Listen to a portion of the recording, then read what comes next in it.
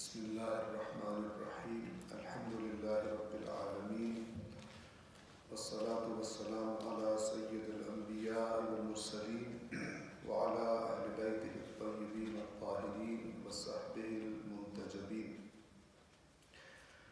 سورة البقرہ آیت نمبر 12 تک ہم نے پڑھا تھا اور آخری دو آیات یہ تھی وَإِذَا قِيلَ لَهُمْ لَا تُفْسِدُوا فِي الْأَرْضِ قَالُوا إِنَّمَا نَحْنُ مُصْلِحُونَ.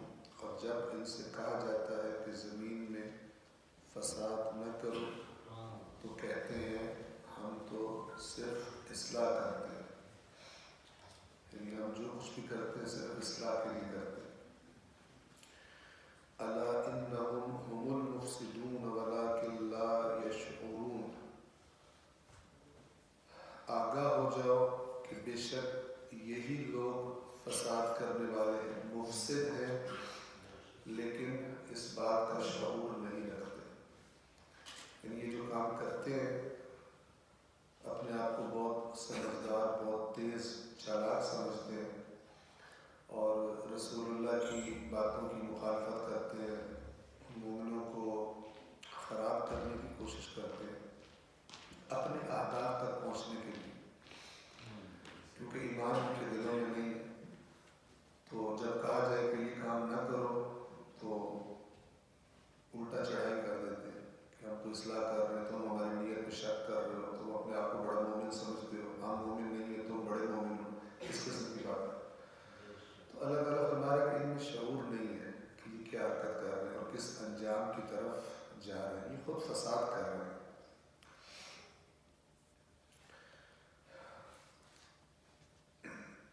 آیت نمبر 13 وَإِذَا قِيلَ لَهُمْ آمِنُوا كَمَا آمَنَ النَّاسُ قَالُوا أَنُؤْمِنُ كَمَا آمَنَ السُّفَهَاءُ.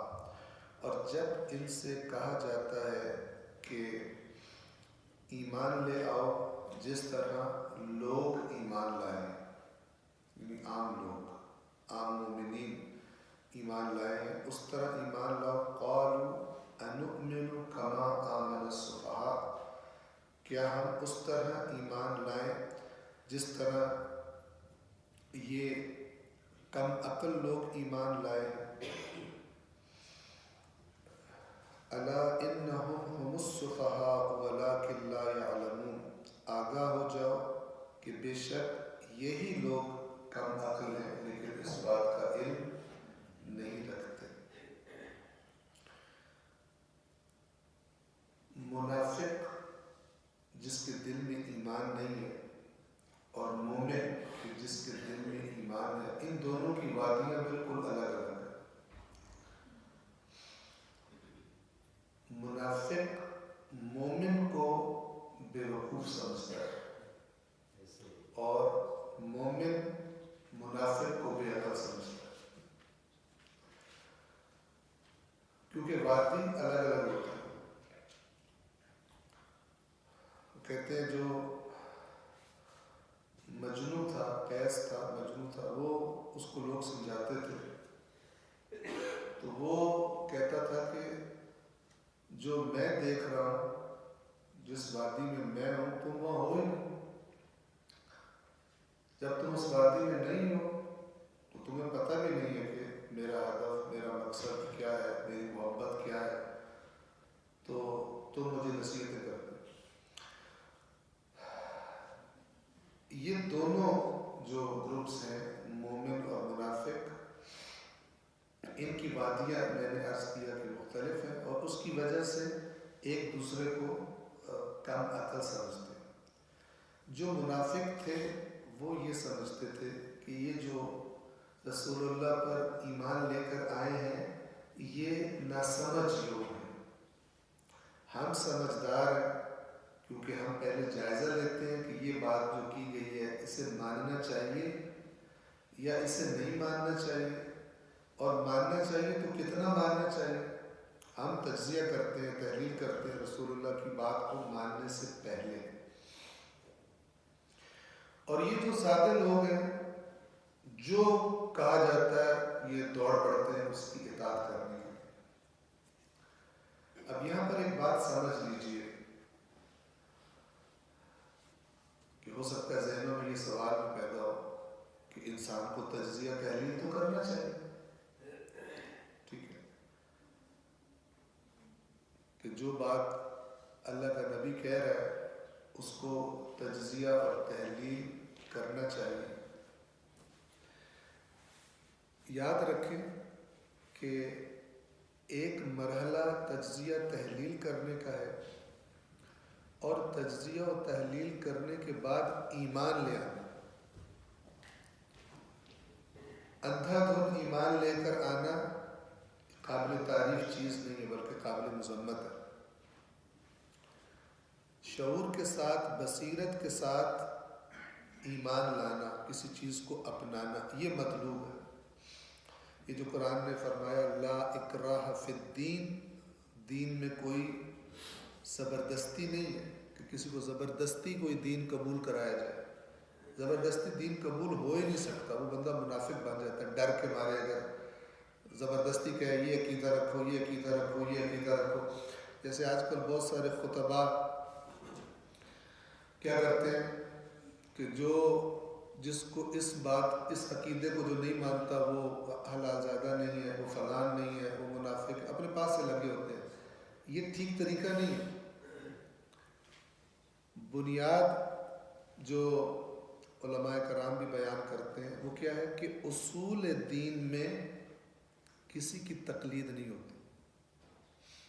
عقائد میں اصل دین کو قبول کرنے میں، جنہیں ہم اصول دین کہتے ہیں، ان کو قبول کسی کے کہنے پہ کرنا باطل ہے۔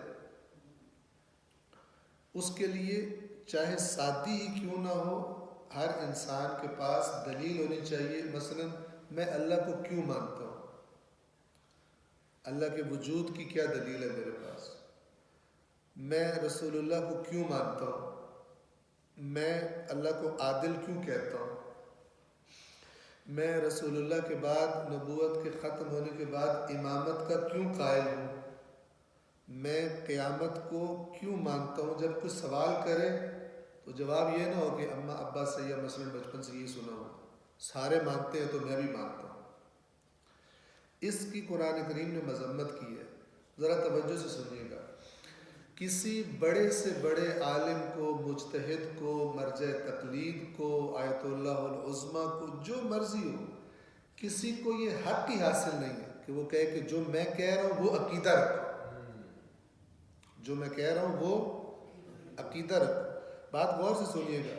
لہذا کسی بات کا اس لیے عقیدہ اصول دین کی بات کر رہا ہوں، فروعات دین کی بات نہیں کر رہا۔ کسی بات کا عقیدہ میں نے اس لیے بنایا کیونکہ فلان آیت اللہ نے یہ کہا ہے۔ آیت اللہ کا کہنا دلیل نہیں ہے۔ اس آیت اللہ نے، اس عالم نے کیا دلیل پیش کی ہے، اس کی دلیل کو دیکھنا۔ اگر دلیل کو نہ دیکھا جائے اور جو کوئی عالم کہہ رہا ہے، بندہ کہے کہ اب وہ اتنا بڑا عالم ہے تو اس لیے میں نے مانا کیونکہ وہ بڑا عالم ہے، اس سے قرآن کریم نے بہت شدت کے ساتھ خبردار کیا ہے اور الفاظ کیا استعمال کیے کہ مسیحیوں نے اور یہودیوں نے اپنے علماء کو اپنا رب بنا لیا تھا، یہ لفظ استعمال کیا، یعنی جو رب کا مقام ہوتا ہے اس مقام پہ بٹھا دیا تھا کہ جو کہہ رہے ہیں وہ کرتے جا رہے ہیں، پوچھ رہے نہیں ہیں کیوں۔ اصول دین میں کوئی تقلید نہیں ہے، حقیقت یہ ہے، لیکن توجہ کیجیے، لیکن اکثریت عوام کی اصول دین میں بھی مقلد ہے، اصول دین میں بھی مقلد ہے، اور کیونکہ دلیل نہیں ہوتی، کوئی پوچھے تو لڑ پڑتے ہیں، طرح طرح کا الزام لگائیں گے، اس پر تہمت لگائیں گے، وہ اے فلانی چیز نہیں مانتا تو یہ ہے تو وہ ہے تو فلان ہے، پوچھو تم کیوں مانتے ہو، کوئی پتہ نہیں۔ یہ بہت بڑی بیماری ہے، اس بیماری کے نتائج ہیں۔ بغیر دلیل کے کسی چیز کو جب بندہ ایکسیپٹ کرتا ہے تو ایک مسلک والا کی عوام وہ اپنے ان کو فالو کر رہی ہے بغیر دلیل کے، دوسرے مسلک کے عوام اپنے مولانا حضرات کو فالو کر رہے ہیں بغیر دلیل کے، جو وہ کہتے ہیں مانتے جاتے ہیں۔ ٹھیک ہے؟ تو کیا ہوگا کہ ان کی کبھی بھی اصلاح نہیں ہو سکتی، ان کی اصلاح نہیں ہو سکتی، چونکہ اصلاح ہوتی ہے اس کی جو دلیل مانگے، جو بصیرت اور علم کی بنا پر کسی چیز کو قبول بھی کرے اور رد بھی کرے۔ جو بغیر علم اور بصیرت کے قبول کرتا ہے یا رد کرتا ہے اس کا کوئی علاج نہیں ہوتا، وہ فقط کہتا ہے یہی بات ہے، اس کے میرا یہی عقیدہ ہے، اور کہہ رہا بھی صحیح ہوتا ہے، اس کا عقیدہ بن چکا ہوتا ہے، لیکن ہوتا بے دلیل ہے۔ جب ہوتا بے دلیل ہے، میں نے شاید آپ کو یہاں پر مثال دی تھی کہ اس کی ایک آپ کو تصویر بتاتا ہوں، ویڈیو میرے پاس اس کا موجود ہے، آپ کو چاہیے ہو تو میں آپ کو دکھا سکتا ہوں کہ ایک مسلک کے مولانا صاحب، یہ میں چونکہ ایک مسلک کے ہی مولانا صاحب ہے وہ ان کی بات کرنے لگا ہوں، لیکن تقریباً سبھی مسالک اسلام کم و بیش تھوڑے بہت فرق کے ساتھ اسی بیماری کا شکار ہے جو آپ کی خدمت میں عرض کر رہا ہوں۔ اور وہ بیماری کیا ہے؟ وہ عالم صاحب یہ فرما رہے تھے، ایک ٹاک شو ٹائپ کی چیز ہے، عرض کیا کہ ویڈیو میرے پاس موجود ہے، تو وہ اپنے اینکر کو جو ان سے سوالات پوچھ رہا تھا اس سے کہہ رہے تھے کہ ہمارے مسلک کا امتیاز یہ ہے، یعنی دوسروں کی نسبت ہماری یہ ڈسٹنکشن ہے، ہمارا بہت قابل فخر چیز، اس طرح بیان کر رہے ہیں۔ اور وہ کیا ہے، ذرا غور سے سنیے کہ اگر کوئی میرے سامنے قرآن مجید کی 1000 آیات بینات لے کر آئے، آیات بینات کون سی ہوتی ہیں؟ جو اپنے بیان میں بالکل واضح اور روشن، جو کہ قرآن میں بعض آیات متشابہات ہیں۔ اگر کوئی میرے پاس قرآن کی 1000 آیات بینات لے کر آئے اور وہ ایک مسئلے کو بیان کر رہی ہے، 1000 آیت ایک مسئلے کو، آیات کون سی؟ بینات، وہ ایک مسئلے کو بیان کر رہی ہوں، یعنی ان سے پتہ چل رہا ہو دیکھتے ساتھ یہ بات ہے، لیکن ہمارے بزرگوں نے وہ مسئلہ کسی اور طرح ثابت کیا ہو۔ ہمارے کس نے؟ بزرگوں نے، سلف صالحین، جو بزرگ تھے، پرانے بزرگوں سے مراد پرانے علماء، انہوں نے مسئلہ کسی اور طرح ثابت کیا ہو، یعنی قرآن کی 1000 آیات بینات کے خلاف ثابت کیا ہو، تو میں یہ تو کہوں گا کہ قرآن برحق ہے، لیکن ساتھ میں کیا کہوں گا؟ مجھے غلط سمجھ آ رہی ہے۔ میں کہوں گا قرآن تو برحق ہے، 1000 آیات بینات ہیں، وہ مسئلے کو واضح بیان کر رہی ہیں، لیکن پھر میں کہوں گا مجھے غلط سمجھ آ رہی ہے، بات وہی ہے جو ہمارے بزرگوں نے کی۔ اگر آپ اس بات پر غور کریں تو اب بزرگ تو کر کے بات انہوں نے صحیح کی یا غلط کی، فوت ہو گئے، دلیل کیا ہے؟ قرآن و سنت۔ جب پوچھا جائے نا دلیل کیا ہے، کہیں گے قرآن و سنت، لیکن جب کہا جائے قرآن میں تو یہ لکھا ہوا ہے تو کہیں گے تم سے بہتر ہمارے بزرگوں کو قرآن آتا تھا۔ بھائی واضح ہے بالکل، ان پر زیادہ واضح تھا۔ دروازہ بند، قرآن مجید سے امت کی بیماریوں کی، فکری اور عقائدی بیماریوں کی اصلاح کرنے کا راستہ ہر اس شخص کے لیے بند ہے جو یہ کہے کہ ٹھیک ہے مجھے تو کچھ اور سمجھ آ رہا ہے، لیکن جو بزرگوں نے کہا ہم نے وہ ماننا ہے، ہم یہ نہیں مانیں۔ اس سے قرآن کہتا ہے انہوں نے علماء کو رب بنا لیا۔ بھائی رب تو یہ کہہ رہا ہے واضح ہے، 10 بندوں کو اور لاؤ، ان کو دیکھو کہو کہ یہ کیا لکھا ہوا ہے، 10 بندے 20 بندے ان کو سمجھ آئے گا کیا بات کر رہے ہیں، لیکن کہیں گے کہ آپ نے وہی بات جو ہمارے بزرگوں نے کہا تھا۔ لہذا علامہ اقبال رحمۃ اللہ علیہ، وہ چونکہ مسلکی چیزوں سے بڑھ کر سوچنے والی شخصیت، قرآنی شخصیت، تو ان کا ایک بڑا خوبصورت شعر ہے، وہ فرماتے ہیں زمن بر صوفی و ملا سلامی، میری طرف سے صوفی اور ملا پر سلام، کیوں کہ پیغام خدا گفتند بار، کہ ان سرگواروں نے کیا کیا ہے، خدا کے پیغام کو ہمیں بتایا ہے، اس لیے ان پر سلام۔ لیکن ایک پرابلم بھی ہو گئی۔ پرابلم کیا ہے؟ ولی تعویل شان در حیرت انداخت، خدا و جبرائیل و مصطفیٰ۔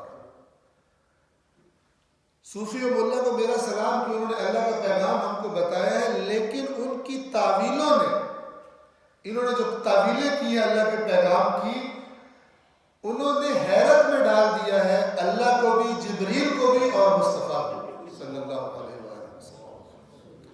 یعنی اللہ بھی حیران ہے کہ میں نے کیا بھیجا تھا، انہوں نے کیا بنا دیا،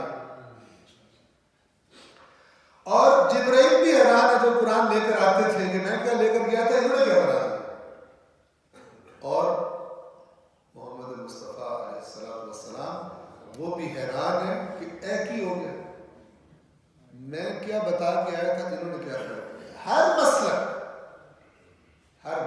مسلمانوں کا، اسی لیے مسلمان دنیا میں ذلیل ہو گئے،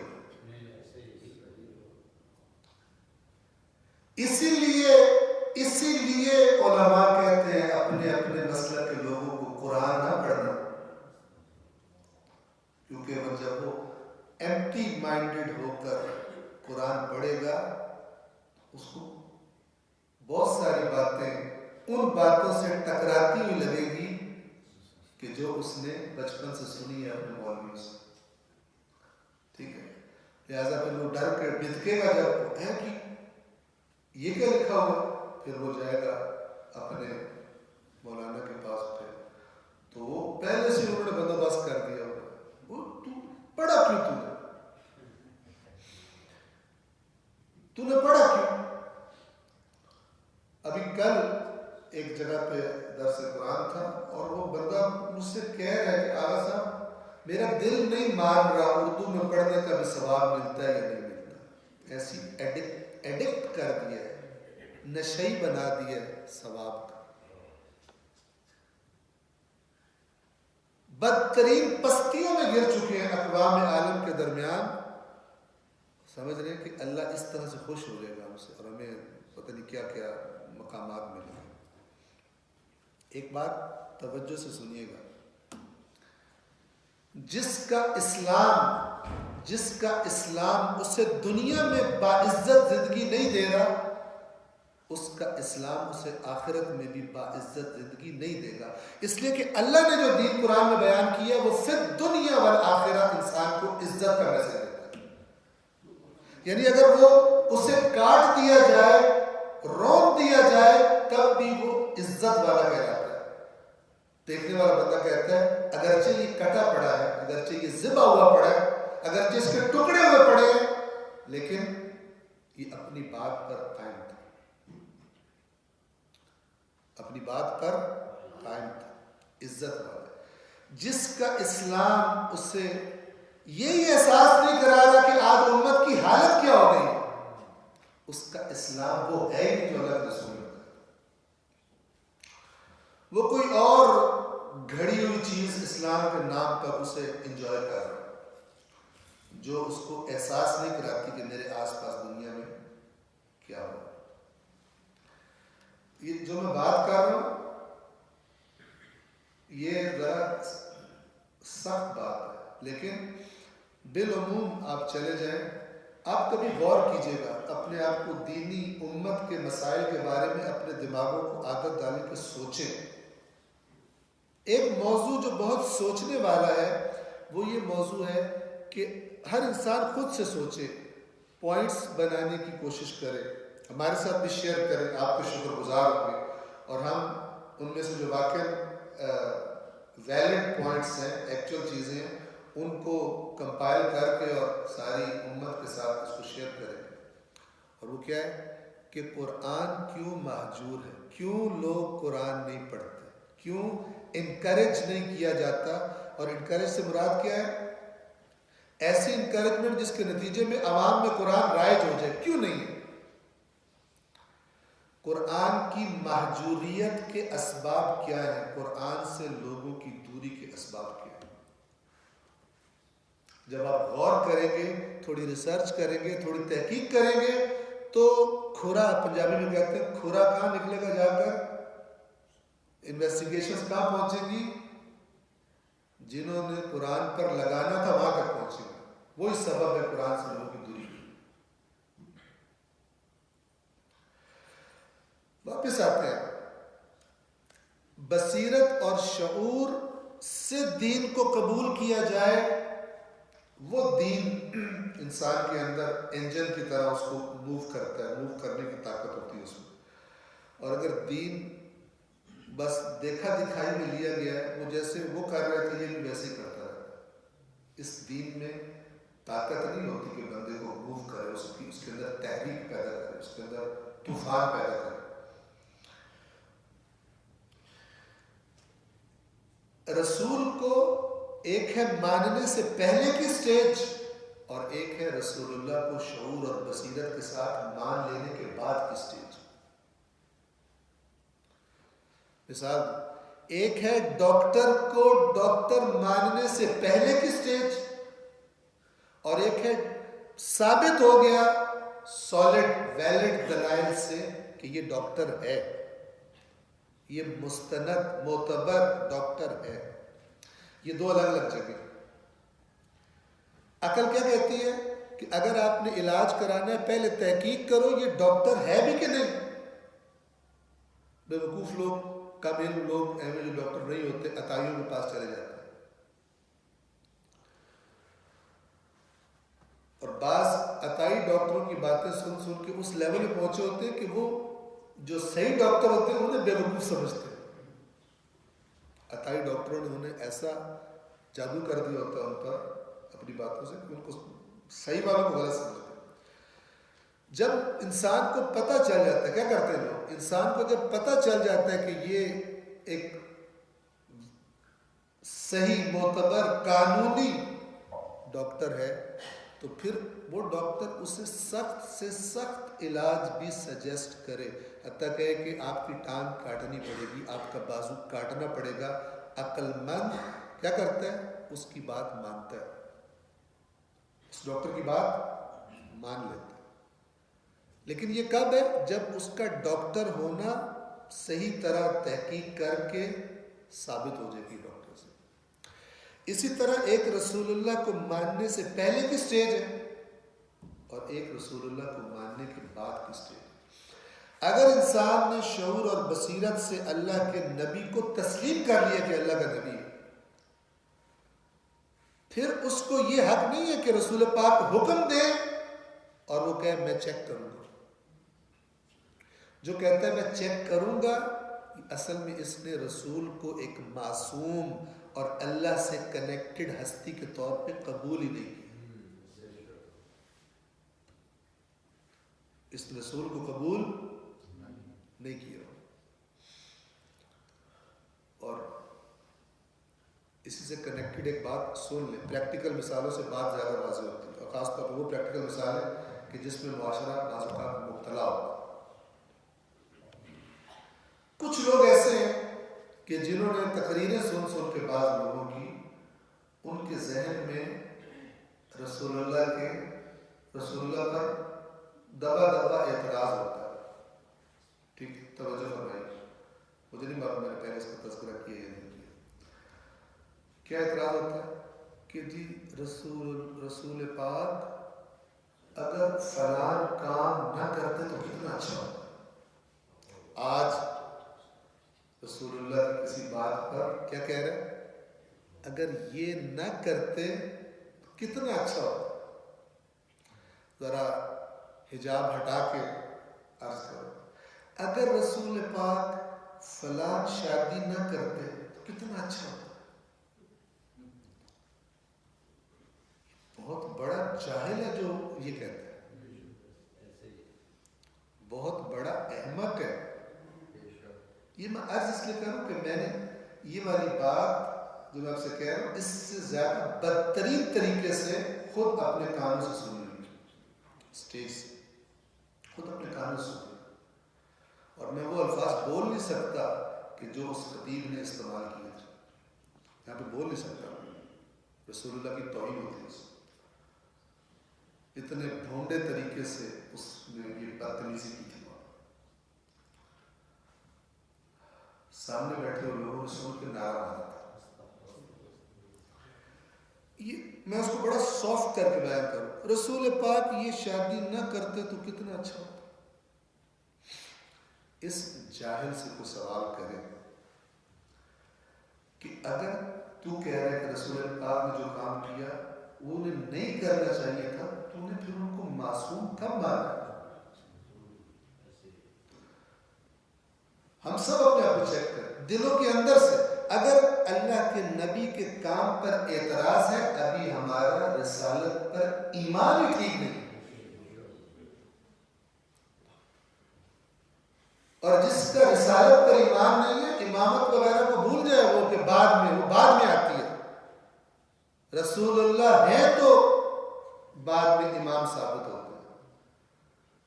جس کو رسول کی بات پر تھوڑا بہت بھی پرابلم ہے، ایک دفعہ سمجھ نہ آنا اور انسان سوال کرے، یہ کوئی پرابلم نہیں، لیکن ایک دفعہ جسارت یہاں تک کرے کہ یہ نہ کرتے تو بہتر تھا۔ اس سے سوال کیا جائے کہ وہی رسول اللہ پر آتی تھی یا وہی تجھ پر آتی ہے؟ تجھے اللہ نے وہی بھیجی ہے کہ ہمارے رسول نے یہ کام کیا، اس سے بہتر تھا یہ نہ کرتا۔ اس طرح بے لگام لوگوں کو دے دیا گیا منبر۔ جب اپنے مسلک کی بات ثابت کرنی ہو تو کیا کہتے ہیں؟ وَمَا يَنْطِقُ عَنِ الْهَوَىٰ، قرآن یاد آ، یہ اپنی خواہش سے تو بولتا ہی نہیں، إِنْ هُوَ إِلَّا وَحْيٌ يُوحَىٰ، یہ اور کچھ نہیں، ایک وحی ہوتی ہے جو اللہ کی طرف سے اس کی طرف بھیجی جاتی ہے، تب وہ کلام کرتا ہے۔ جب اپنی بات ثابت کرنی، مسلکی بات، اور وہ بات کہ جو تیری بھونڈی عقل کے اندر نہیں آ رہی، اس پہ تو کیا کہتے ہیں، اس وقت تو بھول جاتا ہے کہ وحی کے ذریعے کلام کرتا، کہتے ہیں یہ نہ کرتے تو بہتر۔ یہ کب ہوتا ہے، کب لوگوں کی جرأت پیدا ہوتی ہے ممبر سے یہ باتیں کریں؟ جب انہیں پتا ہوتا ہے سامنے بیٹھے ہوئے بھیڑے اور ان کو سمجھ بمجھ کوئی بات نہیں آتی۔ جب یہ حالت ہو جائے تو پھر اس کے بعد ایمان اور عقیدہ وہ ویلڈ ہے جس کی آپ کے پاس دلیل موجود ہے، ورنہ سوائے آپس میں مسلکی فرقی لڑائیوں میں کچھ نہیں بنتا۔ چونکہ جاہل لڑ سکتا ہے، جاہل گالی نکال سکتا ہے اپنے آپ کو بڑا مذہب کا خدمت گزار سمجھ کے، لیکن اس سے پوچھا جائے، کہتے ہیں ایک صاحب کو جذبہ چڑھا جہاد پہ جانے کا، اور انہوں نے جہاد پر ایک کافر کو گرا لیا اور اس کو بندوق سیدھی کر دی مارنے کے لیے، اور کہا کہ آج تجھے مار کے جنت پکی کرانی میں نے۔ تو اس نے کہا کہ ایسے بھی مجاہد ہوتے ہیں، تو اس نے کہا کہ کوئی صورت ہے تمہارے دین میں کہ میری جان بچ سکے؟ تو اس نے کہا کہ نہیں، اس نے کہا کوئی تو ہوگی تمہارے دین میں۔ تو اس کی موٹی عقل میں ایک بات آ گئی مجاہد کی، اور اس نے کہا کہ ہاں ایک صورت ہے کہ تو کلمہ پڑھ، اگر تو کلمہ پڑھ کے مسلمان ہو جائے تو بچ سکتا ہے۔ تو اس نے کہا میں تیار ہوں کلمہ پڑھنے کے لیے، پڑھاؤ۔ اب اس نے ذہن پہ زور دیا، اور زور دے کے کہتا ہے، کوشش کرنے کو کہتا ہے کہ کلمہ مجھے بھی نہیں آتا، خود ہی پڑھ اور تب تجھے چھوڑوں گا، ورنہ تجھے چھوڑوں گا۔ جیسے ابھی آپ دیکھیں کہ یہ چند دن پہلے ایک بینک مینیجر صاحب کو قتل کیا گیا، اور ابھی باتیں تو کھلی کی جو انویسٹیگیشن ہو رہی ہے، اور اس پر بلیم کیا لگایا اس نے کہ توہین رسالت کرتا ہے۔ وہ محمد عمران حنیف اوان ان کا نام ہے، اگر آپ کی فیس بک جا کے چیک کریں، ابھی تک اس کا اکاؤنٹ موجود ہے، چیک کریں تو وہ ایک انتہائی سمجھدار متدین انسان ہے اور عاشق رسول ہے۔ فرانس کے بائیکاٹ کی اس نے اپنے وہ فوٹو پر وہ لگائی ہوئی تھی کہ فرانس کا بائیکاٹ پر انہوں نے رسول اللہ تو نہیں کی. اچھا، فرقہ وارانہ محدودیت سے بھی آزاد بننا اہل سنت میں سے تھا، مسلک کے اعتبار سے اہل سنت اور ظاہر بریلوی مسلک سے، لیکن جو اس نے اپنی وال پر وہ جو فیس بک ہوتی ہے اس پر جو پوسٹیں لگائی ہوئی تھی وہ سب مسائل کے علماء کی تھی.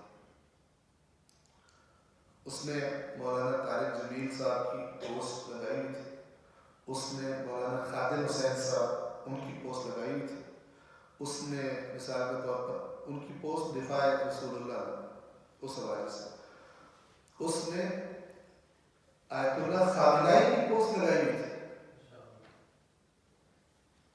آپ توجہ کریں،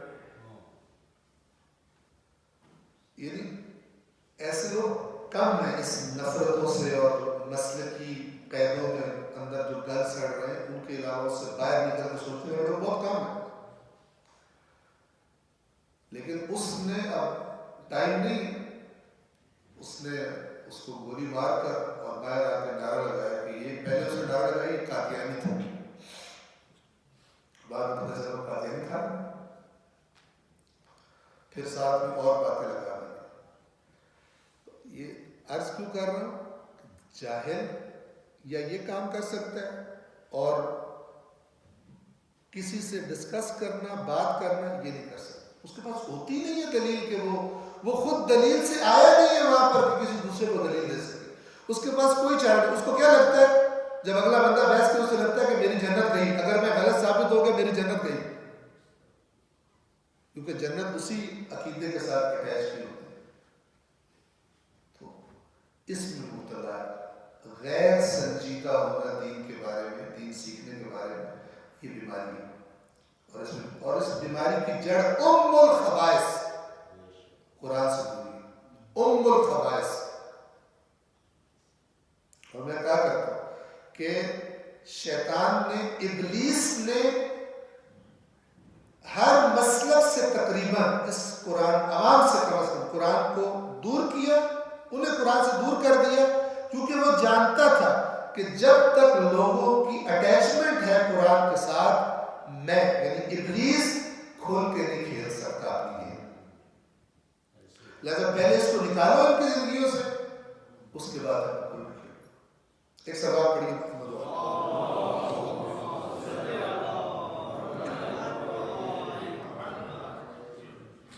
یہ تو قرآن مجید کہہ رہا ہے جب ان سے کہا جاتا ہے اس طرح ایمان لاؤ جس طرح لوگ ایمان لائے ہیں، یہ کہتے ہیں ہم بیوقوفوں کی طرح ایمان لائے. یہ کون سی سٹیج پر ہیں؟ انہوں نے ایمان قبول ہی نہیں. ان پہ رسول کی رسالت کہ یہ معصوم ہے، اللہ سے کنیکٹڈ ہے، انہوں نے مانی نہیں ہے، یعنی دلوں سے نہیں مانی. جب دلوں سے نہیں مانی تو ہر چیز کو، خاص طور پہ اگر اللہ کا رسول حکم کرے تم نے جنگ پہ جانا اور پتہ ہو دشمن بہت سٹرونگ ہے اور بہت زیادہ لوگ ہیں، یہ کہیں گے یہ کیسا حکم دے پرواہ ہے نا، خودکشی.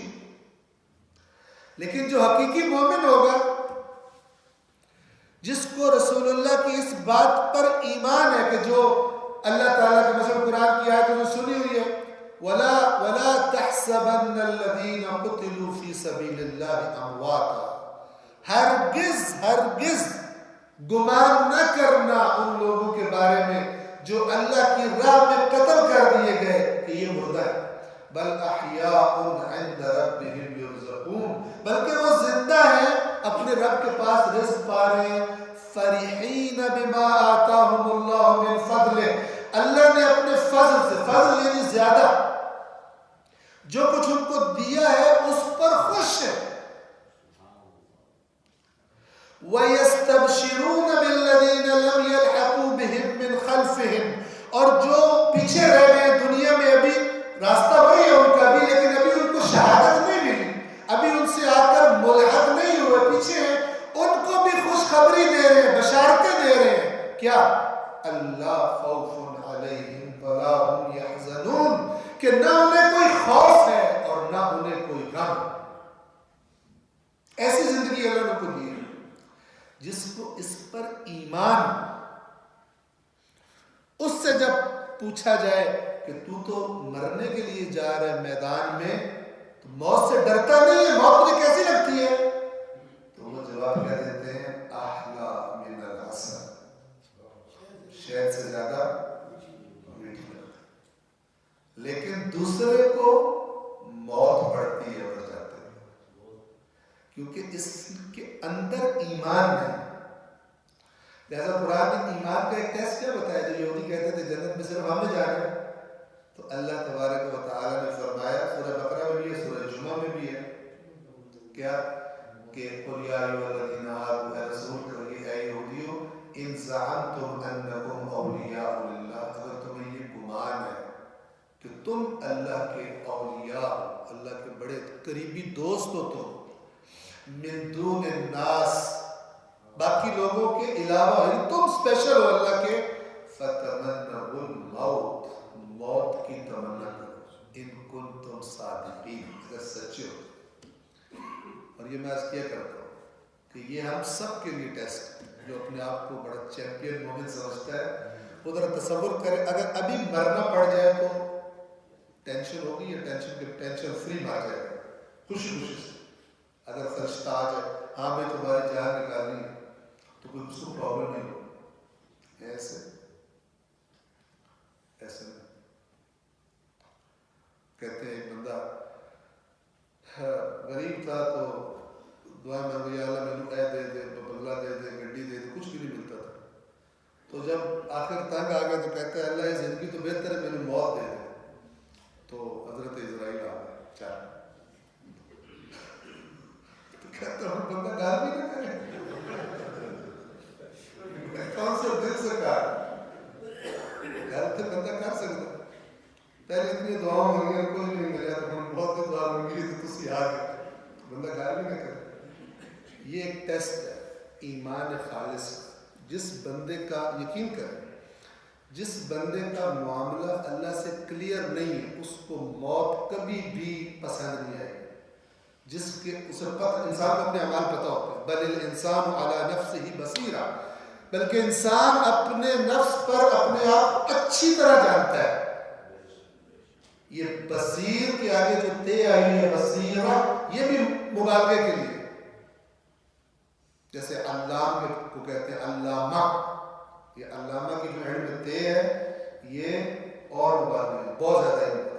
بل الانسان علی نفسہ بصیرہ، بلکہ انسان بہت، اللہ تعالیٰ کہہ رہا ہے کہ انسان اپنے آپ کو بہت اچھی طرح جانتا ہے۔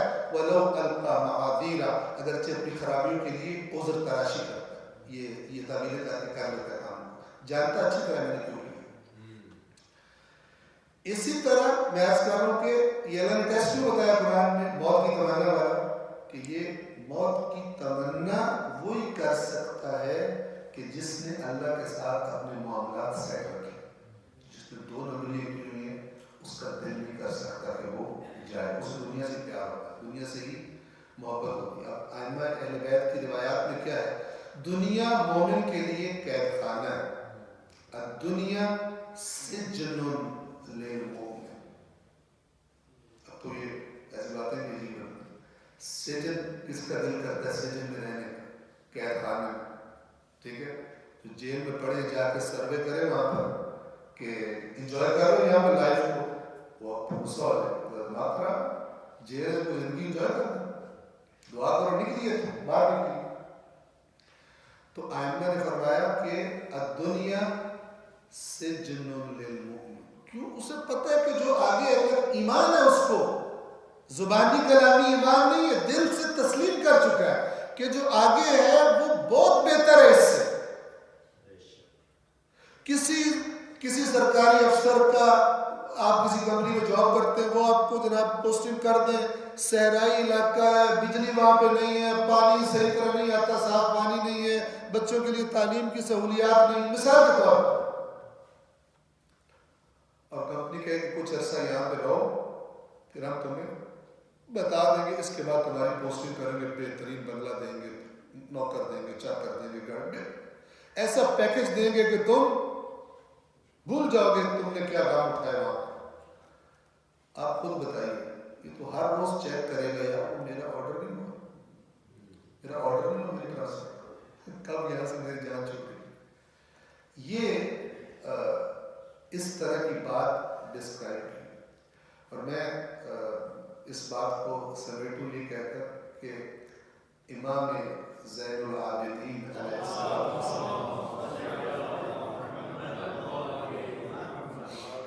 صحیفہ سجادی اپنی مہجور امام فرماتے ہیں اے پروردگار، اے اللہ، اے میرے رب، جب تک میری زندگی، ان خدا کا سپورٹ کر رہے ہیں، جب تک میری زندگی، ان تو دیکھ رہا ہے، جب تک میری زندگی تیری اطاعت میں گزر رہی ہو تب تک تو مجھے زندہ رہنے دے. لیکن جب تو یہ دیکھے کہ میری زندگی شیطان کی چراگاہ بننے لگے تو مجھے موت دے دے.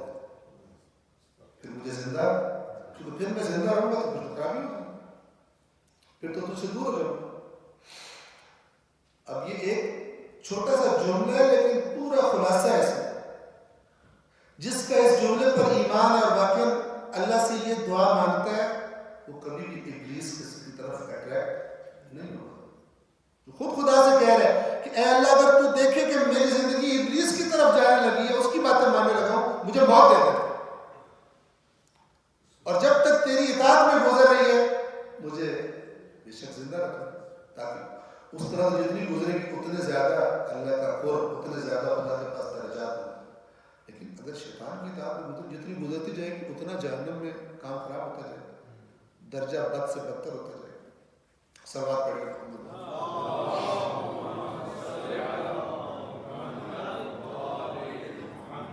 بس انشاءاللہ واضح. کیوں منافق کہتے ہیں ان بیوقوفوں کی طرح ایمان لے کر آئے؟ کیونکہ یہ تو کہہ رہے ہیں مرنے کے لیے چلو، جنگ کے لیے نکلو، جو مال ہم نے اپنی محنت سے کمایا اب ان کے کہنے پہ دے دے ہمارا وطن. جب سے مدینے میں آئے چند مانگتے رہتے اب اس کام کے لیے پیسے دو، اس کام کے لیے خرچ کرو، اس کام کے لیے خرچ کرو. ہم اپنی محنت سے کماتے ہیں، یہ کہتے ہیں ہمیں دو. یہ ساری باتیں کہاں سے؟ یہ نفاق جو دل میں ایمان ہے. جب ان سے کہا جاتا ہے کہ ایمان لے آؤ جس طرح لوگ ایمان لائے ہیں، کہتے ہیں کیا ہم اس طرح ایمان لے آئیں جس طرح یہ کم عقل سفہا ایمان لائے. آگاہ ہو جاؤ کہ بے شک یہی لوگ سفہا ہیں، سفیہ، کم عقل ہے، لیکن ولکن لا یعلمون، لیکن علم نہیں رکھتے. علم کسے کہتے ہیں؟ کس چیز کا علم؟ یعنی جیسی وہ چیز ہے حقیقت میں ویسی پتہ چل رہا ہے. ایک دفعہ چیز کچھ اور ہے، میں کچھ اور سمجھ رہا ہوں، وہ علم نہیں ہوتا. اگرچہ میں سمجھ رہا ہوں کہ وہ علم. علم کیا ہوتا ہے؟ کوئی چیز جیسی اس کی حقیقت ہے اس طرح سے اس کو درک کر لیں، حقیقت اس کی دیکھ لیں. ان کو علم نہیں، یہ سمجھ لیں مومن بیوقوف ہیں. بیوقوف اصل میں یہ خود ہے. اور اس کے بعد پھر ان کی ڈبل گیم کے بارے میں اللہ نے کی وضاحت کی ہے کہ ان کی محفلیں کیسے ہیں. وَإِذَا آیت نمبر 14 وَإِذَا لَقُوا الَّذِينَ آمَنُوا قَالُوا آمَنَّا. جب مومنوں سے ملاقات کرتے ہیں، ملتے ہیں، کہتے ہیں تو ایمان لیں، تو مومن. منافق ہی ہوتا. وَإِذَا خَلَوْا إِلَىٰ شَيَاطِينِهِمْ، اور جب خلوت کرتے ہیں اپنے شیاطین کے ساتھ. اب یہاں شیاطین سے مراد یہ نہیں کہ ابلیس کے ساتھ کرتے تھے. قرآن میں 2 قسم کے شیطان بتائے، من الجنت والناس. شیطان نظر نہ آنے والے بھی ہوتے ہیں جنات میں سے، اور شیطان انسانوں میں سے بھی ہوتے ہیں. یہاں مراد کون سے ہیں؟ جو ان کی اصل، جن کے ساتھ ان کے ساز باز ہیں، ان کے ساتھ مل کے پلاننگ کرتے ہیں. آج اب رسول اللہ یہ کرنا چاہ رہے ہیں، اس کا کیا حل کیا جائے. ٹھیک ہے، کبھی مکے والوں کو پیغام بھجوا رہے ہیں، کبھی کیا کر رہے ہیں، چالوں پہ چالیں، خیانت کاریوں پہ خیانت کاریاں. اور جب وَإِذَا خَلَوْا إِلَىٰ شَيَاطِينِهِمْ، اور جب اپنے شیطانوں کے ساتھ تنہائی میں ہوتے ہیں، قَالُوا، کہتے ہیں، إِنَّا مَعَكُمْ، یقیناً ہم اصل میں کیا ہے تمہارے ساتھ. إِنَّا مَعَكُمْ، یقیناً ہم تمہارے ساتھ ہیں. اب کیا کریں، گزارا نہیں چلتا. اب یہ تو اتنے لوگ نے اس کا دین قبول کر لیا، اب ہم کدھر جائیں؟ بتاؤ، ہیں ہم تمہارے ساتھ. ان کے ساتھ کیا کیوں جاتے ہیں ان کی محفلوں میں؟ انما نحن مستہزئون، ان کو چکر دیتے ہیں، مذاق کرتے ہیں، استہزاء کرتے ہیں۔ استہزاء کیا ہوتا ہے؟ اگلے بندے کو آپ بیوقوف بنا رہے ہو اور وہ بیوقوف بن رہا ہو، آپ کیا کر رہے ہیں؟ اس کو ظاہر آپ یہ کر رہے ہیں کہ بڑے مخلص ہیں آپ اس کے ساتھی ہیں، لیکن اصل میں اس کو فراڈ لگا رہے ہیں۔ یہ استہزاء کی قسم، تحقیر کرنا، کسی کا مذاق اڑانا، ان کے ساتھ ہم مذاق کرتے ہیں۔ اور مذاق جس کا اڑایا جاتا ہے بندہ اس کو بیوقوف سمجھتا ہے۔ اگر آپ غور کریں، مذاق اڑایا جاتا ہے، جیسے بعض لوگوں کا مذاق اڑاتے ہیں، انہیں بیوقوف سمجھتے ہیں۔ انما نحن مستہزئون، ہم تو صرف ان کے ساتھ اور ہم کچھ نہیں کرتے، بالکل ساتھ نہیں ہیں، صرف مذاق کرتے ہیں، صرف ان کو ہم مذاق اڑاتے ہیں۔ آیت نمبر 15، اب اللہ تبارک و تعالی جواب دے رہا، اللہ یستہزئ بہم، اللہ ان کے ساتھ استہزاء کر رہا ہے۔ اور اگر آپ اس کو تصور کریں تو واضح ہے کہ مومن کا رسول اللہ کے ساتھ استہزاء کر رہا ہے تو اصل میں تو جہنم میں اپنی جگہ بنا رہا ہے۔ استہزاء کس کا ہوگا؟ ٹھیک ہے، اگر آپ سے عرض کروں، اگر ایک بندہ کسی کو 100 روپے کا فراڈ کر کے خوش ہو رہا کہ میں نے اسے بیوقوف بنا دیا، ٹھیک ہے، اور یہ کام کر کے ایسے قانون کی زد میں آؤ جس کا جرمانہ 1 کروڑ روپے ہو، ٹھیک ہے، اور اس کو یہ پتہ نہ ہو کہ یہ میری ساری کارروائی جو ہے وہ حکومت نے، انتظامیہ نے وہ دیکھ لی، ان کے پاس ثبوت دی، اسے پتہ نہیں، اب وہ 100 روپیہ اس کو اس سے ٹھگ کے، اس کو چکر دے کے خوش ہو رہا ہے کہ میں نے اسے بیوقوف بنایا، جبکہ اسے پتہ نہیں کہ 1 کروڑ روپیہ مجھے بھی دینا پڑے گا، میرے خلاف ثبوت اکٹھے ہو گئے، ٹھیک۔ اب اگر پولیس آئے اس کو پکڑے اور کہے کہ بچہ اس جرم کی سزا 1 کروڑ روپے جرمانہ ہے جو تو نے کیا ہے، تو لوگ اس سے کہیں گے تو نے اس کا مذاق اڑایا یا تو نے اپنا مذاق اڑایا؟ مذاق تو تیرے ساتھ ہوا جس کو 100 کے بدلے کروڑ دینا پڑا۔ مثال دے رہا ہوں، تو اللہ تعالیٰ فرما رہا ہے اللہ یستہزئ بہم، اللہ ان سے استہزاء کرتا ہے، وَیَمُدُّهُمْ، یہ بہت خطرناک بات ہے جس کے بارے میں اللہ کا قانون، اللہ کے اس قانون کی زد میں آ جائے، وَیَمُدُّهُمْ، اور انہیں ڈھیل دے رہا ہے، فِي طُغْیَانِهِمْ، ان کی سرکشی۔ اب ایک سرکش کو اگر پکڑ لیا جائے تو اس نے جتنا نقصان کیا ہے اتنے کی اس سے سزا ملے گی، لیکن اگر ایک سرکش کو ڈھیل دے جائے اور کرتا کہ تیرے جرائم کا انبار زیادہ ہو جائے اور تجھے پھر اور سزا ملے، خدا مجالم کہہ رہا ہے کہ مذاق تو ان سے ہوگا کہ جس نے پکڑنا ہے وہ ڈھیل دے رہا ہے کہ اور کرو، جو تم نے حرکت کی ہے تمہاری سزا یہ ہے کہ اور بڑے مجرم بن کے نکلو دنیا سے، اور زیادہ سخت اللہ کے عذاب اور زیادہ لمبی سزا کے مستحق بن کے نکلو۔ اللہ یستہزئ بہم، اللہ ان سے استہزاء کر رہا ہے، وَیَمُدُّهُمْ، اور ان کو ڈھیل دے رہا ہے، فِی طُغْیَانِہِمْ، کہ یہ اپنی سرکشی، طغیان سرکشی، یعمہون، اسی طرح لوٹ پوٹ ہوتے رہے، اسی طرح گلتا رہے۔ یہ یعمہون کا معنی ہوتا ہے اندر کا اندھا، جسے نظر کچھ نہیں آ رہا، ایک ہوتا ہے ان آنکھوں کا اندھا، ایک ہوتا ہے اندر کا اندھا، یہ اپنے اس اندر کے اندھے پن میں اسی طرح ٹھوکریں کھاتے رہے، اسی طرح الٹے سیدھے کام کرتے رہے، اللہ ان کو ڈھیل دے تاکہ ان کے جرائم اور زیادہ ہو جائیں۔ آیت نمبر 16 جو آج کے لیے آخری آیت ہے، اولئک الذین اشتروا الضلالۃ بالہدی، یہی لوگ ہیں جنہوں نے خرید لی ہے گمراہی ہدایت کے بدلے، ہدایت ان کے پاس آئی تھی، اللہ نے ان کے لیے بھیجی تھی کہ یہ لو قبول کرو اس کو. انہوں نے کہا کہ ہدایت نہیں چاہیے، گمراہی چاہیے. انہوں نے ہدایت کے بدلے میں گمراہی خریدی، ان کو انہوں نے سودا کیا اور اپنے آپ کو بڑا سمجھدار سمجھ رہے ہیں.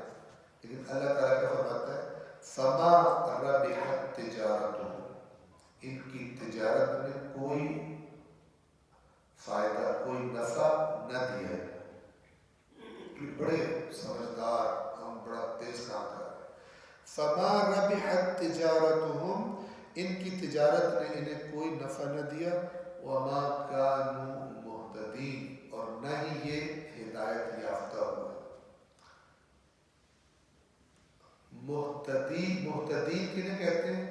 جو ہدایت کو قبول کر لیں، ہدایت یافتہ ہو جائے. ہدایت کو قبول کرنے والے کو محتدی کہا جاتا ہے. اس کی جمع محتدین یا محتدون، دو طرح سے اس لفظ کی شکل آتی ہے. سب بات پڑھیے محمد والے.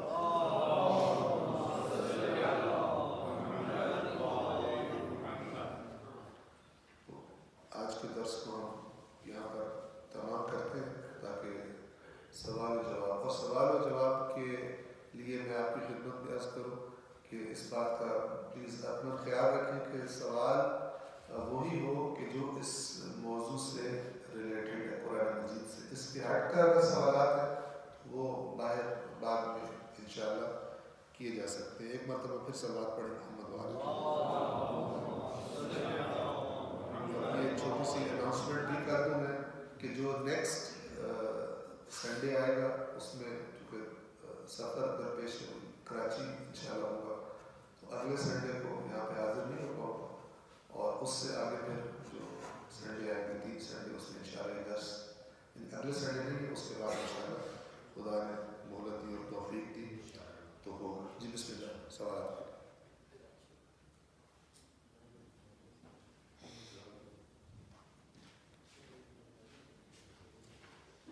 آج کے سوال نہ ہونے کے دو مطلب ہوتے ہیں. ایک تو یہ کہ جو باتیں بالکل کلیئر سمجھ میں آ رہی اور یا کچھ بھی پڑھے نہیں پڑ رہی. انشاءاللہ دوسرے والا تو کچھ نہیں ہوگا، لیکن پہلے والی جو ہے وہ صورت سوال آپ سے کیا تھا تقیہ سے متعلق، اس کو مکس کرتے. جی سوری، مجھے ذہن میں نہیں رہا، تھوڑی دیر پڑھا تھا لیکن ذہن میں نہیں رہا. تو یہ آپ سے بھی کہہ دوں، اگر کوئی سوال مثلا بعد میں کوئی مجھ سے واٹس ایپ کے ذریعے کرتا ہے تو آپ کو گزارش ہے کیونکہ بہت زیادہ چیزیں ہو جاتی ہیں تو یاد نہیں رہتا. تو سب سے بیسٹ طریقہ یہ ہے کہ اگر آپ کے ذہن میں سوال ہو، نیکسٹ درس شروع ہونے کے ٹائم پہ ایک چٹ لا کے یہاں پہ رکھ تاکہ اس کے جوابات انشاءاللہ دیے جا سکیں. اگر سوال نے مجھے بھیجا تھا اور ابھی بھی ریمائنڈ کروایا کہ منافقت اور تقیہ میں کیا فرق ہے، تقیہ کرنا اور منافقت کرنا. تو اس سے پہلے ایک اور چیز آپ کو بتا دوں تاکہ بات واضح ہو جائے. ایک دفعہ ہے کہ آپ کسی کی اصلاح کے لیے اس سے کوئی ایسی بات کریں کہ جو آپ کرنا نہیں چاہتے، آپ کا دل نہیں، لیکن مثال کے طور پر اللہ کا حکم ہے کہ تم یہ کام کرو، آپ کا دل نہیں کرتا. اس بندے سے آپ کی کوئی دشمنی ہے، کوئی مخالفت ہے، اس نے جو ایسا مسئلہ کیا، اب آپ اوپر سے اسمائل، دل آپ کا بڑا نہیں کرا کہ میں کام کروں، لیکن آپ کا یہ بھی دو چیزیں ہیں یہاں پر، یعنی آپ کے اندر خواہش نہیں ہے لیکن آپ کر رہے ہیں. لیکن مقصد کیا آپ کا؟ مقصد ایک پاکیزہ مقصد ہے، اپنا ذاتی نفع، دوسرے کو دھوکہ دینا یہ بیچ میں ہے ہی نہیں، بلکہ دوسرے کی اصلاح، دوسرے کی خیر خواہی مقصود ہے. یہ منافقت نہیں ہے. منافق کسے کہتے ہیں؟ کہ جو اگلے کو چکر دے رہا ہوتا ہے، اپنے آپ کو یعنی فراڈ کر رہا ہوتا ہے، اپنے فائدے کے لیے دوسرے کو بے شک نقصان ہو جائے. تقیہ کیا چیز ہے؟ منافقت تو انشاءاللہ واضح منافقت کو ہوتی ہے. تقیہ کیا چیز ہے؟ کسی ایسی جگہ پر اپنی جان، ناموس یا مال کی حفاظت کے لیے اپنے حقیقی دین کو یا عقیدے کو چھپا لینا، جہاں پر اسے بتانے کا فائدہ کوئی نہیں ہے، بس آپ ضائع ہو جائیں گے وہاں پر. ٹھیک ہے. ہاں اگر کوئی ایسی جگہ ہو جہاں پر اعلان حق کرنا ہو، وہ الگ مقام ہے، وہاں پہ تقیہ نہیں کہ انسان الگ الگ سچویشن ہوتی ہے.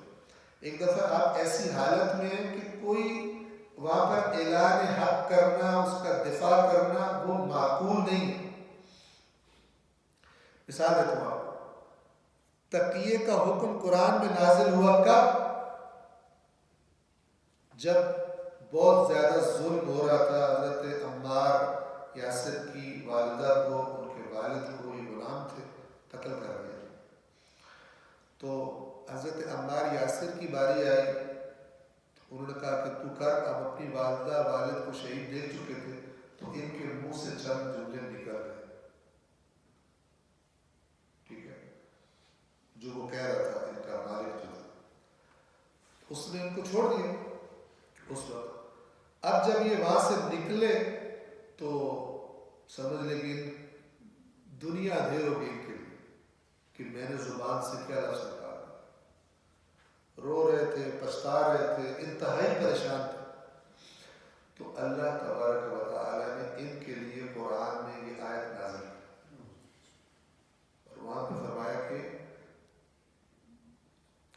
جس شخص کو مجبور کر دیا جائے، الا من اکرہ وہ جسے مجبور کر دیا جائے، لا اکراہ علیہ، وقلبہ مطمئن بالایمان، جبکہ اس کا دل ایمان پر مطمئن ہو، لیکن ایک ایسی سچویشن کا شکار ہو گیا کہ اسلام کو کوئی فائدہ نہیں ہونا، یہ مارا جائے گا. تو وہاں پر اللہ تعالیٰ نے اجازت دی کہ وہ کلمات ادا کر لیے جائیں کہ جو خلاف ایمان کلمات، میں رسول کو رسول نہیں مانتا.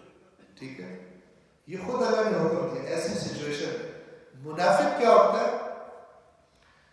وہ فراڈ کر رہا ہوتا ہے دوسرے کے ساتھ اپنے ذاتی مفادات کے لیے، نہ کہ الہی حکم کی وجہ سے. دوسرے کو چکر دے رہا ہوتا ہے کسی ذاتی مفاد کے لیے، نہ کہ الہی حکم کے لیے. توجہ فرمائیں. اگر دیکھا جائے ظاہر میں تو لگتا ہے جیسے کہ ان کے ذہن میں سوال آیا کہ یہ بھی وہی کام کر رہے، اس کے دل میں کچھ اور ہے اور اظہار کچھ اور کر رہا ہے، اور وہ جو منافق ہے وہ بھی دل میں کچھ اور ہے، اظہار کچھ اور کر رہا ہے. لیکن ان دونوں کی جو نیت ہے وہ بالکل الگ الگ ہے. وہ باقاعدہ سے چکر دے رہا، فراڈ دے رہا اور کہہ رہا ہے یہ بے وقوف ہے اور ہم بڑے تیز ہیں، جبکہ یہ اپنی جان بچانے کے لیے جو بلا وجہ چلی جائے گی یا بلا وجہ مار کھانی پڑے گی، اس کے لیے صرف ظاہری طور پر کچھ دیر کے لیے وہ کام کرتا ہے. صلوات پڑھیے محمد.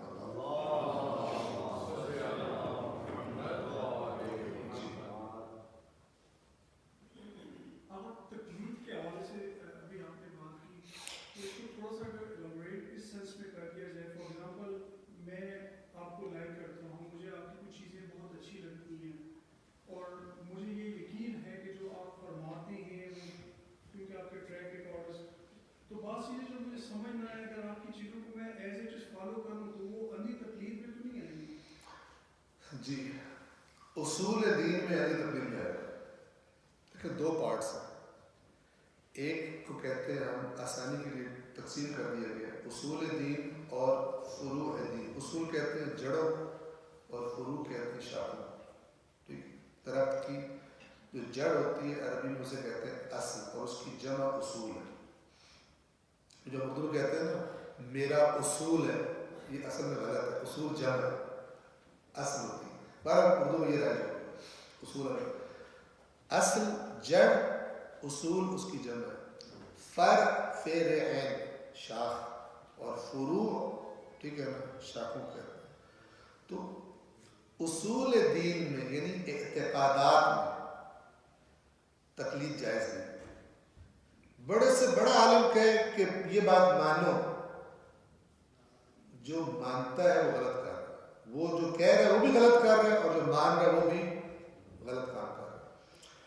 اور جو معاملات ہیں، عبادات ہیں، کون سا کام کیسے کرنا ہے کیسے نہیں کرنا، ٹھیک ہے، تو یا تو اس میں آپ کے پاس اتنا صلاحیت ہو، اتنا ٹائم ہو کہ آپ خود قرآن و حدیث سے ان احکام کو نکال سکیں، ٹھیک ہے. اگر نہیں نکال سکتے، اگر نکال سکتے ہیں تو آپ خود مجتہد ہیں. مجتہد کسے کہتے ہیں؟ جو یہ کام کر سکتا ہے. اور اگر آپ خود مجتہد نہیں ہیں تو پھر جس کا ڈاکٹر ہونا کسی معتبر طریقے سے ثابت ہے کہ یہ اسپیشلسٹ ہے اس میں، آپ اس کی طرف رجوع کرتے ہیں. جیسے دنیا میں ہر شعبے کا، جس شعبے کا آپ کو کام ہوتا ہے آپ اس کے اسپیشلسٹ کے پاس جاتے ہیں، ٹھیک ہے. تو یہ دو الگ الگ پارٹس. یہ جو کہا جاتا ہے جس اندھی تقلید کی مذمت کی گئی ہے وہ اصول دین میں ہے. دین کی اصل بات، اللہ کو ماننا ہے نہیں ماننا، اللہ تعالیٰ ہے نہیں ہے، اس مثال کو آپ، اور رسول پاک کو کیوں ماننا ہے، کیوں مانتے ہو، امامت کو تم نے مانا ہے کیوں مانا ہے، کیا دلیل ہے تمہارے پاس. تو یہ ساری چیزیں، اس میں تقلید جائز نہیں ہے. اور یہ بھی یاد رکھیں کہ بڑے سے بڑا، مثال کے طور پر کوئی کسی بندے نے کوئی بات کی ہو، بڑے سے بڑا عالم، اور آپ پر کلیئر ہو جائے کہ بات یہ نہیں ہے، آپ اس کو فالو نہیں کر سکتے. آپ کو سنجیدگی دیکھنا پڑے گا، یا میں غلط ہوں یا وہ غلط ہے. آپ چیک کریں گے مجھے جو بات پتہ چلی ہے وہ صحیح ہے یا صحیح نہیں. بسم اللہ.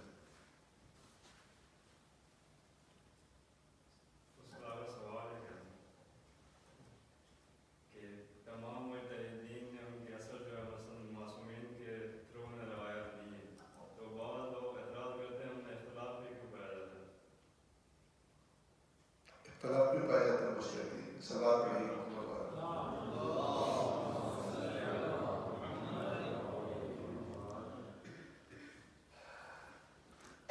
اس کی وجہ یہ ہے کہ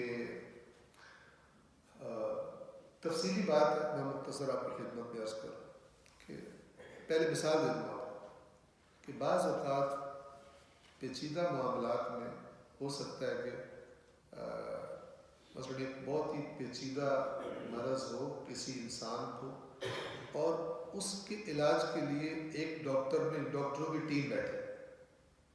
ایسا ہوتا ہے دنیا میں، سارے اچھے اس شعبے کے اسپیشلسٹ ڈاکٹر ہوں، مرض پیچیدہ ہے، اس کی ٹیم بیٹھے اور ہو سکتا ہے کہ اس ٹیم میں ایک رائے پر اتفاق نہ ہو کہ اس کا علاج کیسے کریں. مثال دے دوں سادہ سے، میں خود کوئی میڈیکل کے شعبے کا تو نہیں، مثال کچھ کہیں کہ پہلے اس کو ابھی فوری اس کا آپریشن نہ کیا جائے بلکہ اس کو میڈیسن کے ذریعے کچھ، اور دوسرے کہ نہیں ابھی آپریشن ضروری ہے ورنہ کام خراب ہو جائے گا، اگر لیٹ کریں گے آپریشن تو خراب ہو جائے گا. یہ جو اختلاف پیدا ہوا کس وجہ سے پیدا ہوا؟ کیونکہ جو انفارمیشن ان کے پاس ہے اس مرض کی وہ اتنی زیادہ واضح نہیں ہے کہ کلیئر کٹ صاحب ایک پر اتفاق کر سکے. اب ہوا کیا ہے کہ خدا ان پر اپنی بے شمار لعنتیں برسائے کہ جنہوں نے رسول کے نام پر اور اہل بیت کے نام پر جھوٹ بولے، اور وہ کتابوں میں آ گئے، کتابوں میں لکھی، ٹھیک ہے. اور یہ بکثرت ہوا ہے. یہ رسول اللہ کے اپنے زمانے میں رسول اللہ صلی اللہ علیہ وآلہ وسلم کی حیات مبارکہ میں رسول پاک کے نام پر ایسے جھوٹ بول رہے تھے لوگ کہ اللہ کے نبی نے خطبہ دیا تھا اور فرمایا تھا کہ میرے اوپر کثرت سے میرے نام پر جھوٹ بول رہے ہیں، جان لو کہ جس نے جان بوجھ کر میرے اوپر جھوٹ باندھا اس کا ٹھکانہ جہنم. کیوں؟ اگر رسول اور اہل بیت کے نام پر جھوٹ نہ ہوتے تو بہت آسان ہوتا آپ کو ڈھونڈنا. لیکن اختلاف ہوا لوگوں نے یعنی 2 گروپس میں تقسیم ہوئے تو ہر ایک نے اپنے گروپ اور اپنے پیر کے لیے اس کو جو ذہن میں آیا اس کو رسول اللہ کے نام پہ تھوک دیا. کیونکہ میں کہوں گا میں نے کہا تو لوگ بھی مانیں گے, چلو رسول اللہ کے نام پہ کرو, میرے کہنے پہ نہیں مانیں گے, ائمہ کے نام پہ کر دو تو لوگ مانیں گے. تو اس کی وجہ سے صحیح اور غلط بہت زیادہ ہو گیا. ٹھیک ہے, اور اب میں اتنا ہی ابھی یہاں بات کر سکتا ہوں کہ بہت سارے فیکٹرز ہیں جن کو مد نظر رکھ کر صحیح کو غلط سے الگ کیا جاتا ہے. تو اس پروسیس میں ایمانداری سے بھی, جیسے میں نے ڈاکٹر کی مثال دی, بعض اوقات 2 ڈفرینٹ نتیجوں پر پہنچتے ہیں ایمانداری سے, نہ کہ کسی کی جرت نہیں ہے. جرت سے مراد یہ کہ دیدہ دانستہ اس کو پتہ چلے کہ اللہ رسول یہ کہتے ہیں, میں یہ نہیں کہتا ہوں, یہ تو دین سے خارج ہے جو جان بوجھ کے اللہ رسول مخالفت کرے. لیکن یہ جو غلط اور صحیح کا مکسچر ہے, اس کی وجہ سے یعنی ایک فیکٹر بتا رہا ہوں اور بھی کہ جو وہ اپنی پوری کوشش کرتا ہے مجتہد, جتنی اس میں صلاحیت ہے, جتنا اس میں نالج ہے, جہاں جہاں اس کو دیکھنا چاہیے, ان سب کو دیکھنے کے بعد وہ ایک نتیجے پہ پہنچتا ہے ایمانداری سے, اور اس کو وہ سامنے رکھتا ہے. اسے کہتے ہیں فتویٰ. فتویٰ یعنی علمی رائے. ٹھیک ہے, اور اس کے بعد وہ کیا لکھتے ہیں, آپ نے اگر دیکھا ہو جب فتویٰ آگے لکھا ہوتا ہے اینڈ پر واللہ اعلم, یہاں پہ میں پہنچا ہوں اور اللہ سب سے بہتر جانتا ہے. اللہ بہتر جانتا ہے کہ میں اس سے آگے نہیں بڑھ سکتا. فتویٰ اسے کہتے ہیں. توجہ فرما رہے ہیں. تو یہ سبب ہے بعض فتاوی میں اختلاف کا, کیونکہ صحیح کے ساتھ غلط بھی خلق مرد کتابوں کے اندر آ چکا ہے, اور تھوڑا سا نہیں ہے, بہت زیادہ ہے. تو وہ جو الگ الگ کرنا ہے اس وقت اس میں بات, مطلب یہ جو بات آپ کو میں نے کہا الگ الگ کرنا صحیح غلط کو, یہ ایک اور بھی چیزیں بیچ میں شامل ہو جاتی ہیں. سلوات پڑھیے محمد والا.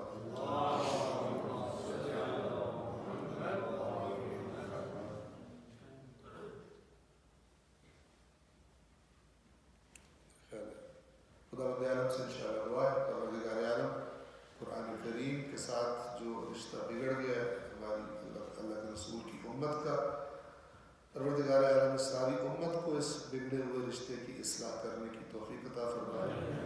اور جو لوگ چاہے علماء کی شکل میں, چاہے غیر علماء کی شکل میں, شیعہ یا سنی ہیں, ایسی باتیں کرتے ہیں جن کا رزلٹ یہ ہوتا ہے کہ انسان کے اندر سے ہمت ختم ہو جائے, قرآن پڑھنے کا شوق ختم ہو جائے, اس کا شک نہیں ہو قرآن پڑھنے کی.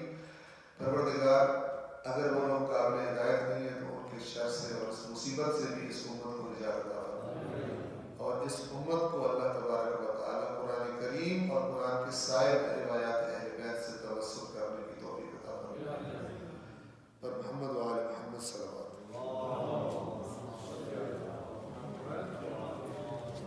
آپ سے معذرت کے ساتھ میں میرے ذہن سے اتر گیا, کچھ مومنین نے دعاؤں کے لیے کہا تھا, خاص طور پر آج کل یہ جو پھر کرونا کی وبا نے دوبارہ سر اٹھایا ہوا ہے. آپ سب سے درخواست ہے کہ دعا فرمائیں کہ تمام افراد جو اس کرونا کی بیماری میں مبتلا ہیں, اور بالخصوص وہ افراد کے جنہوں نے ہم سے دعا کرنے کا کہا ہے, پروردگار عالم قرآن کریم کے صدقے, محمد و آل محمد کے صدقے اس موذی مرض سے ان کو نجات عطا فرمائے, ان کو شفاء کاملہ و عاجلہ عطا فرمائے. اور اے پروردگار اس کرونا کی وبا سے بشریت کو, انسانیت کو, ساری انسانیت کو نجات عطا فرمائے. اللہم صلی علی محمد.